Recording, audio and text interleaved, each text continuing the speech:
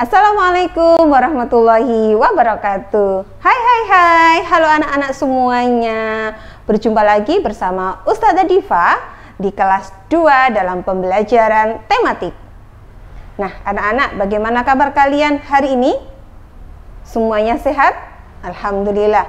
Ustazah selalu berdoa semoga kalian semua dalam keadaan sehat dan semangat belajar ya. Hari ini kita di kelas 2 akan memulai pembelajaran tematik. Pelajaran apa saja? Nah, kita akan pelajari hari ini bahasa Indonesia, matematika, PKN dan juga SBDP. Sebelum kita awali pembelajaran hari ini, marilah kita berdoa bersama-sama. Diawali dengan baca Bismillahirrahmanirrahim. Nah, anak-anak, hari ini kita akan belajar tema 1, hidup rukun.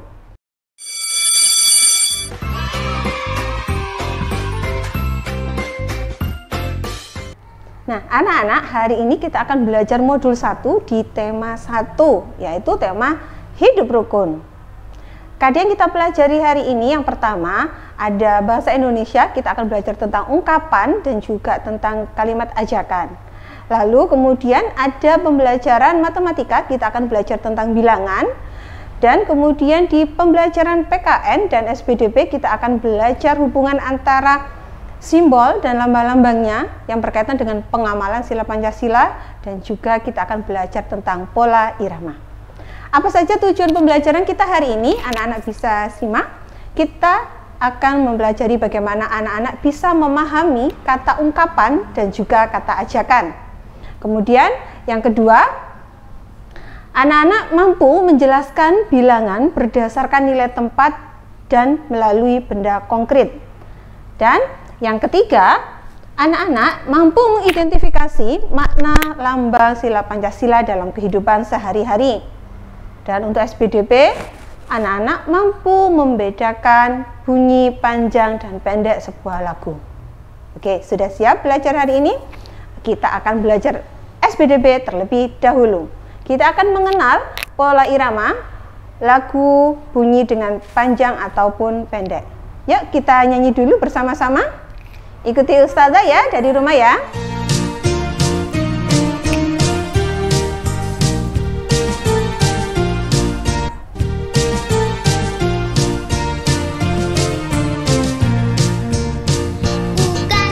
Congkak bukan yang sombong, yang disayang handai dan tolan. Hanya anak yang tak pernah bohong, rajin belajar, peramah dan sopan. Bukan yang sombong, yang disayang handai dan tolan. Hanya anak yang tak pernah bohong, rajin belajar, peramah dan sopan.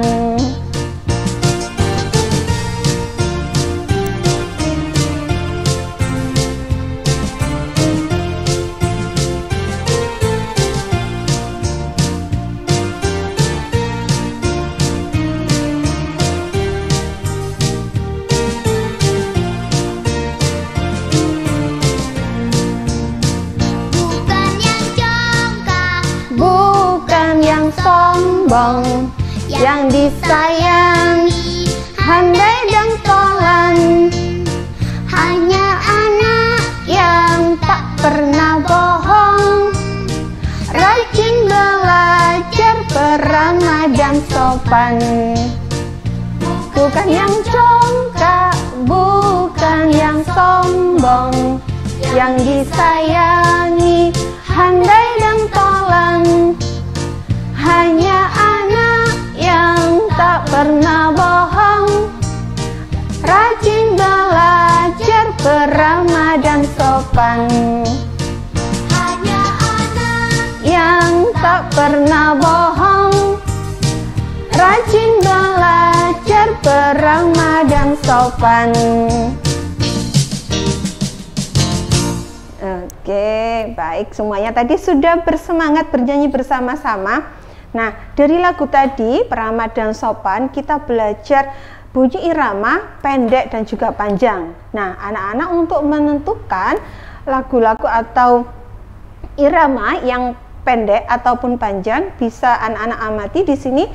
Untuk bunyi yang pendek diberi tanda titik ya, kemudian untuk bunyi yang panjang diberi tanda garis. Nah, anak-anak di rumah bisa mengerjakan latihan yang ada di modul yang sudah disiapkan oleh Ustazah. Ustazah beri contoh ya. Contoh misalkan di sini bukan yang congkak. Nah, bukan yang congkak. Manakah yang pendek ataupun panjang? Kita coba ya, kita lihat, kita klik. Ustaz diklik. Nah, bukan yang congkak. Nah, di sini yang bunyi panjang adalah kata cong. Bukan yang congkak. Untuk tanda titik menunjukkan bunyi atau irama yang pendek. Bukan yang congkak. Oke, kita lanjutkan baris kedua. Bukan yang sombong. Bukan yang sombong. Nah, bu di situ panjang, maka anak-anak beri tanda garis. Oke, Ustazah ulangi lagi. Untuk latihan yang ada di modul, anak-anak bisa amati untuk memberi irama atau tanda irama bunyi pendek, berarti nanti diberi tanda titik. Untuk bunyi yang panjang atau irama yang panjang bisa diberi tanda garis. Nah, untuk bait-bait berikutnya anak-anak bisa kerjakan di rumah ya. Oke, hebat semuanya. Nah, sekarang kita akan lanjutkan ke pembelajaran PKN, yaitu tentang nilai-nilai yang terkandung dalam sila Pancasila. Anak-anak bisa amati slide berikut ini. Oke, anak-anak pasti sudah menghafal bunyi Pancasila. Nah, Ustazah akan tampilkan kembali. Kita dulu di kelas 1 sudah belajar tentang sila Pancasila, mulai dari sila 1, 2, 3, 4, dan 5. Yuk, kita baca sama-sama dari rumah ya. Kita klik, kita baca bunyi Pancasila mulai dari sila 1, 2, 3, 4, dan 5. Pancasila. 1. Ketuhanan yang Maha Esa. 2. Kemanusiaan yang adil dan beradab. 3. Persatuan Indonesia. 4. Kerakyatan yang dipimpin oleh hikmat kebijaksanaan dalam permusyawaratan perwakilan. 5. Keadilan sosial bagi seluruh rakyat Indonesia. Nah, anak-anak sudah mempelajari sila Pancasila dan juga lambangnya. Sekarang Ustazah akan menunjukkan anak-anak beberapa contoh pengamalan sila Pancasila mulai dari sila 1, 2, 3, 4, dan 5. Kita ke sila yang pertama, yaitu ketuhanan yang Maha Esa.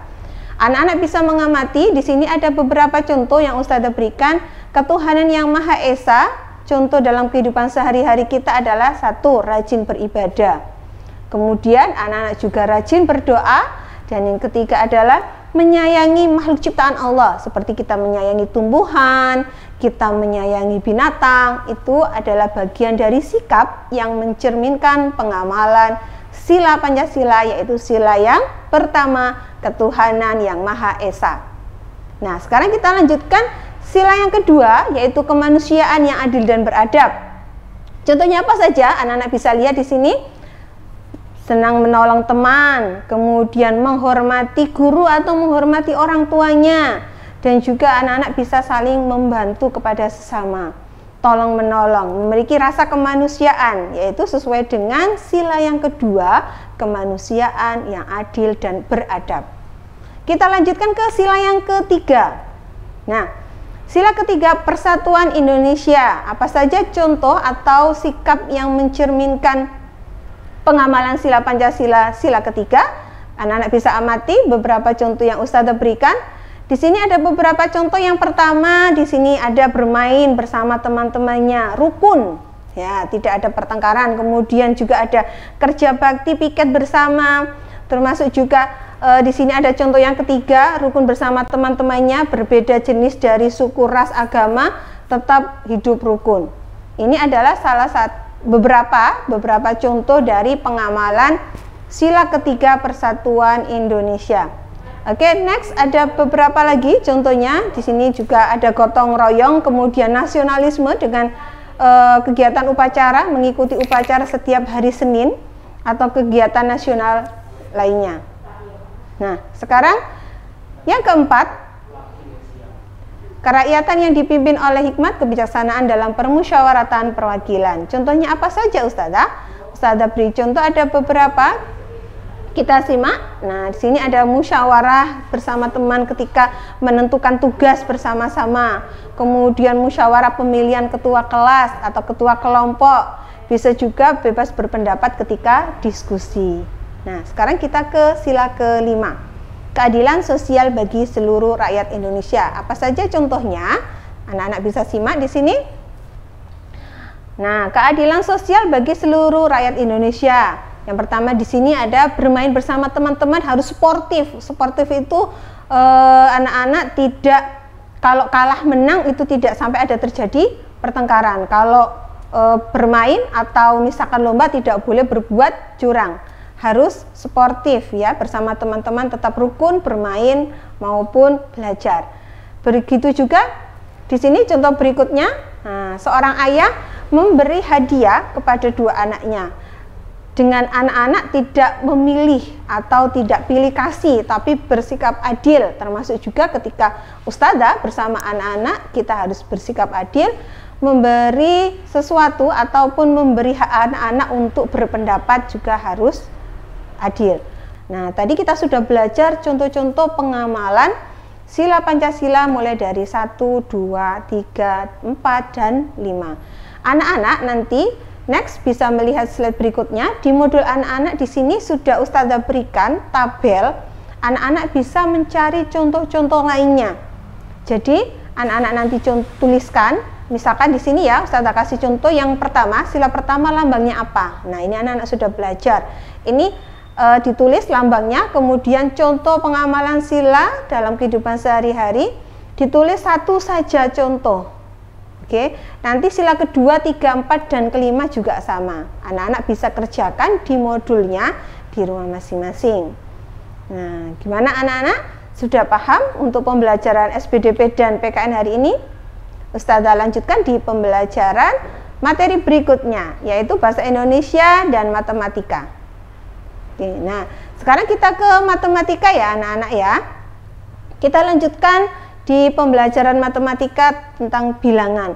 Kalau anak-anak di kelas 1 kemarin sudah belajar bilangan 1 sampai 50, artinya satuan dan puluhan. Sekarang di kelas 2, Ustazah akan mengenalkan anak-anak bilangan ratusan. Nah, di sini anak-anak bisa mengamati.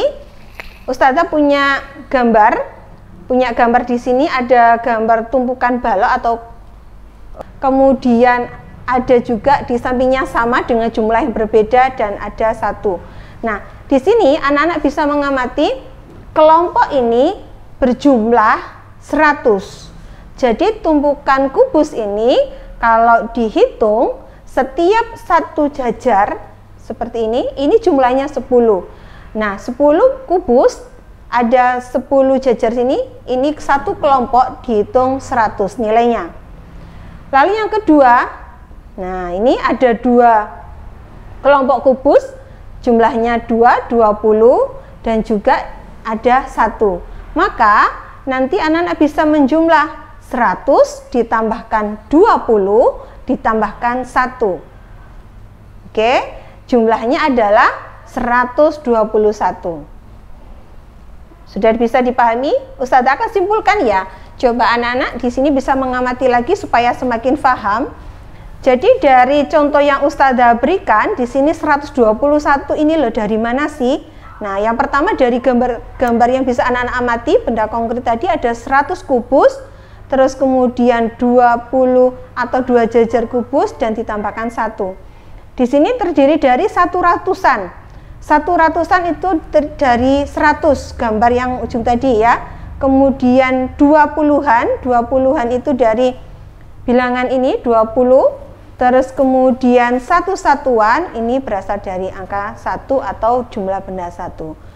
Oke, next. Maka nanti di total semuanya adalah 100-an ditambah 20-an ditambah 1-an. Ini adalah 121. Kalau ditulis, bisa dituliskan, diklik next. Nah, 100 ditambah 20 ditambah 1 sama dengan 121. Gitu ya anak-anak ya. Jadi anak-anak bisa mengamati setiap kelompok kubusnya itu bilangan ratusan, kemudian puluhan, dan juga satuan. Oke, next berikutnya. Ini untuk penulisannya. Jadi 121, bilangan 121, maka ditulis 121. Jangan lupa anak-anak, puluhan itu harus tetap dituliskan, puluh. Jangan sampai ditulis 121. Nah, itu nanti jadi salah. Untuk penulisan bilangannya 121. Bisa dipahami ya? Ustazah beri contoh lagi di sini, ada 2 contoh, bisa next. Nah, di sini Ustazah punya 2 contoh, anak-anak bisa mengamati. Untuk gambar yang pertama, ini ya, ada 2 kelompok kubus yang jumlahnya ratusan. Kalau 2 kelompok berarti jumlahnya 200. Nah, kemudian untuk yang puluhan ada 3 kelompok kubus, nilainya 30. Kemudian ditambahkan yang satuan ada 1, 2, jumlahnya adalah 2. Maka semuanya kalau ditotal 200 ditambah 30 ditambah 2 sama dengan 232. Maka untuk penulisannya 232 dibaca 232. Oke, 30 puluhannya tetap dituliskan. Kita ke contoh berikutnya. Nah, di sini ada berapa kelompok kubus? Kita hitung ada 1, 2, 3. Ada 3 kelompok kubus yang nilainya ratusan. Maka di sini nilainya 300. Lalu ditambahkan kelompok puluhan, ada 1, 2, 3, 4, ada 40. Oke. Lalu ditambahkan lagi di sini yang nilai satuan ada 1, 2, 3, 4, 5, ada nilainya 5 satuan. 300 ditambah 40 ditambah 5 sama dengan 345. Kalau dibaca atau ditulis 345. Seperti itu anak-anak ya. Jadi anak-anak di kelas 2 ini kita belajar 3 kelompok bilangan, yaitu ratusan, kemudian puluhan, dan juga satuan. Nah, supaya anak-anak dapat memahami, semakin memahami tentang bilangan, kita beri latihan, Ustazah beri latihan. Anak-anak bisa kerjakan latihan ini 1, 2, 3. Nanti dikerjakan, ditulis di modulnya masing-masing. Dituliskan bilangannya, di sini ada berapa kelompok bilangan, dituliskan ratusannya ada berapa, kemudian puluhannya dan juga satuannya. Begitu anak-anak ya. Oke, semangat belajar di rumah semuanya, bisa mengerjakan dengan baik.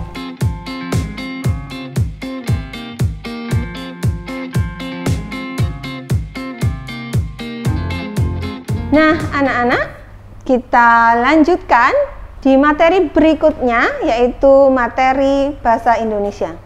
Nah, anak-anak, kita lanjutkan di materi berikutnya, kita belajar materi bahasa Indonesia.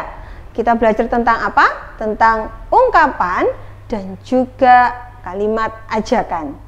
Nah, ungkapan. Ungkapan itu apa sih? Nah, siapa yang tahu? Apakah sudah mempelajari? Apa itu ya ungkapan? Nah, siapa yang tahu? Nah, pasti semuanya sudah bisa menjawab. Ungkapan adalah gabungan kata yang memiliki arti yang berbeda dengan asalnya. Ustazah ulangi, ungkapan adalah gabungan kata yang memiliki arti yang berbeda dengan asalnya atau makna aslinya. Oke, contohnya apa ya Ustazah? Anak-anak bisa amati pada layar berikut ini. Anak-anak amati dulu, ada sebuah teks cerita. Nah, dari sini Ustazah akan bacakan. Ayah dan ibu menyayangi Mutiara dan Udin. Suatu hari, ayah membawakan buah tangan untuk Mutiara dan Udin. Ustazah sudah beri warna, ada kata buah tangan. Oke, Ustazah lanjutkan. Mutiara mendapatkan buku cerita. Udin mendapatkan mainan. Nah, ini salah satu juga contoh kalau kita hubungkan dengan pembelajaran PKN, keadilan sosial bagi seluruh rakyat Indonesia ya. Kedua saudara ini memiliki atau mendapatkan buku. yang satunya mainan. Jadi mendapatkan hadiah dari orang tuanya, sama bersikap adil. Ustazah lanjutkan, Mutiara dan Udin berterima kasih kepada ayah dan ibu. Mutiara dan Udin tidak saling berebut oleh-oleh. Ayah dan ibu bahagia melihat buah hati mereka selalu rukun. Nah, di sini juga ada kata buah hati. Ustazah sudah beri warna tersendiri. Buah tangan dan buah hati memiliki makna. Kalau dipisah buah, anak-anak mungkin memahaminya adalah buah-buahan, tangan adalah tangan. Tapi ini adalah bentuk ungkapan. Jadi gabungan dua kata buah tangan ini memiliki makna yang berbeda dengan makna asalnya. Kita simak lagi penjelasan Ustazah berikut. Nah, next. Oke. Nah, tadi kita bahas buah tangan. Klik. Buah tangan. Yang mungkin ada di pikiran anak-anak, kita dengar kata buah dan tangan seperti Ustazah contohkan tadi, ada buah dan tangan. Tapi bukan ini sayang maksudnya. Jadi maksud dari ungkapan buah tangan itu bukan buah dan tangan, tapi memiliki arti yang berbeda. Apa arti buah tangan? Oleh-oleh. Nah, tadi orang tuanya memberi buah tangan, itu maksudnya adalah oleh-oleh.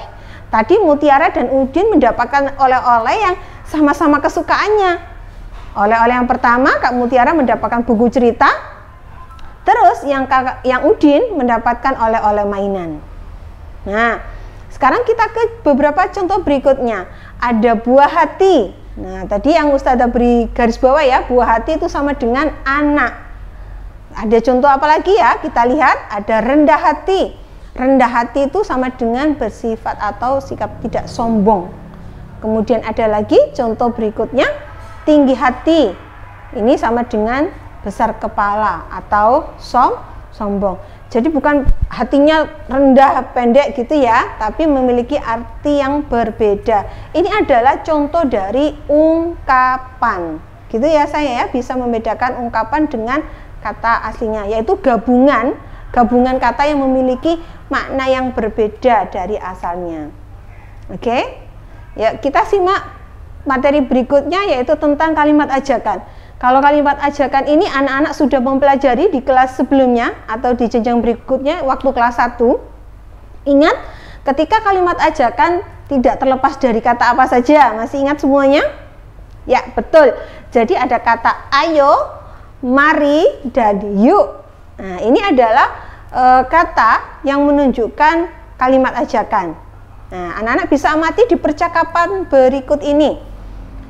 Anak-anak bisa baca di rumah untuk dialog yang Ustazah berikan. Nah, di sini yang pertama Udin, ada kalimat yang disampaikan Udin. Do, ayo kita bermain kelereng di lapangan. Mana kalimat ajakannya? Ini kalimat ajakannya, karena di sini ada kata ayo. Ayo bermain kelereng di lapangan. Edo menjawab, ayo Din, kita ajak teman-teman yang lain. Edo juga menyampaikan kalimat ajakan. Ayo kita ajak teman-teman yang lain. Ini juga termasuk kalimat ajakan. Lalu Udin menjawab, boleh saja Do, semakin banyak teman akan lebih menyenangkan. Apakah ini termasuk ajakan? Tidak, ini adalah tanggapan dari perkataan si Edo. Kemudian Edo menjawab, tapi Din, aku tidak bisa membawa sepedaku ke lapangan, ban sepedaku bocor. Ini adalah kalimat disampaikan Edo. Lalu Udin menjawab, oh tidak apa-apa Do, ayo aku bonceng naik sepedaku. Ada kalimat ayo aku bonceng naik sepedaku. Ini adalah contoh kalimat ajakan. Mudah ya anak-anak? Anak-anak sudah mempelajari kalimat ajakan. Nah, ini Ustazah pertegas lagi, ada beberapa yang sudah Ustazah garisi. Anak-anak nanti di rumah juga sama, modulnya nanti diberi garis kalimat-kalimat yang menunjukkan kalimat ajakan. Ingat, ajakan itu ada kata ayo, mari, dan yuk. Gimana? Sudah paham semuanya? Nah, anak-anak, hari ini kita sudah belajar tematik, yaitu tema yang pertama, tema tentang hidup rukun. kita sudah mempelajari tentang ungkapan, kemudian pujian, dan juga kita sudah belajar tentang bilangan ratusan. Kemudian kita juga mengenal pola irama atau birama panjang, irama yang bunyinya panjang atau pendek. Kita juga sudah belajar tadi di awal PPKN, kita belajar tentang pengamalan sila Pancasila. Nah, anak-anak, di pembelajaran tematik ini, semoga anak-anak bisa memahami apa yang sudah Ustazah jelaskan dalam video pembelajaran ini. Anak-anak bisa pelajari kembali di rumah. Jangan lupa, anak-anak harus tetap jaga kesehatan. Ingat, tetap semangat belajar di rumah. Ketika beraktivitas, jangan lupa anak-anak sering cuci tangan, menggunakan masker, kemudian tetap jaga jarak dengan orang lain, ya. Oke, anak-anak, untuk pembelajaran hari ini Ustazah tutup dengan membaca hamdalah bersama-sama. Alhamdulillahirabbil alamin. Jangan lupa anak-anak tetap semangat belajar di rumah, ya. Kembali lagi nanti ketemu dengan Ustazah di pembelajaran berikutnya. Sampai jumpa.